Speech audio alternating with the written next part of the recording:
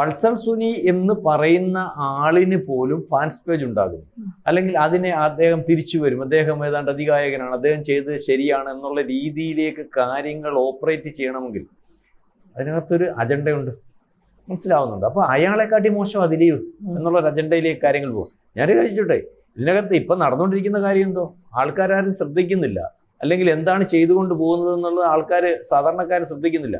കാരണം ഒരു വലിയ പ്രമാദമായിട്ടുള്ള ഒരു കേസ്, ഈ കേസിനകത്ത് കോടതി എഴുകീരി പരിശോധിച്ചിട്ട് കോടതി എന്താണ് സംഭവിച്ചത്, എന്തുകൊണ്ടാണ് ദിലീപ്, അല്ലെങ്കിൽ എന്തുകൊണ്ടാണ് ദിലീപിനെ ശിക്ഷിക്കാൻ പറ്റാഞ്ഞത്, 7ഓളം കാരണങ്ങൾ വ്യക്തത വരുത്തി പറഞ്ഞിട്ടുണ്ട്. ദിലീപിനെ എടുത്തതിരെ ഇവർ ഗൂഢാലോചനയെന്ന് പറഞ്ഞ് കൊടുത്തിരുന്നത്, അത് ഹോട്ടൽ മുറിയിലായാലും പൈസ കൊടുത്തതിൻ്റെ കാരണത്തിലായാലും അല്ലെങ്കിൽ കാറിനകത്ത് വെച്ച ഗൂഢാലോചനയുടെ കാര്യത്തിലായാലും പല സിനിമാ സെറ്റുകളിൽ നടന്ന ഗൂഢാലോചനയുടെ കാര്യത്തിലായാലും ഇതെല്ലാം പോലീസ് കൊടുത്തു. പക്ഷെ ഈ പോലീസ് കൊടുത്തതിനൊന്നും ഒരു തെളിവും പിന്നെ കോടതിയിൽ ഹാജരാക്കാൻ പ്രോസിക്യൂഷന് കഴിഞ്ഞിട്ടില്ല.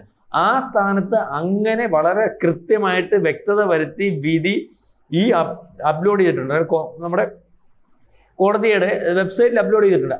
ഏതൊരു മനുഷ്യനും എടുത്തു വെച്ച് വായിച്ച് ബോധ്യപ്പെടാവുന്ന കാര്യത്തിനാണ് ഈ രാജ്യത്തുടനീളം മുക്കിന് ആളിനെ സംഘടിപ്പിച്ച് കോടതി വിധി അംഗീകരിക്കുന്നില്ല, കോടതി വിധി അല്ലെങ്കിൽ കുഴപ്പമാണ്. അത് ബസ്സിനകത്തായാലും ശരി, കവലയിലായാലും ശരി, കമ്പോളത്തിലായാലും ശരി, ആളുകളെ നിയോഗിക്കുകയും അല്ലെങ്കിൽ അത്തരത്തിൽ ആളുകളെ കണ്ടെത്തുകയും അത് ദിലീപിനെതിരെ പറയുന്ന അല്ലെങ്കിൽ ഈ കോടതിക്കെതിരെ പറയുന്ന ആൾക്കാരെ വളരെ വലിയ വലുപ്പത്തിൽ ന്യൂസ് എന്നുള്ള രീതിയിൽ അവരെ പ്രൊമോട്ട് ചെയ്യുകയും അവരെ ഉയർത്തി കാണിക്കുകയും ഒക്കെ ചെയ്യുന്ന ഒരു അവസ്ഥയുണ്ട്.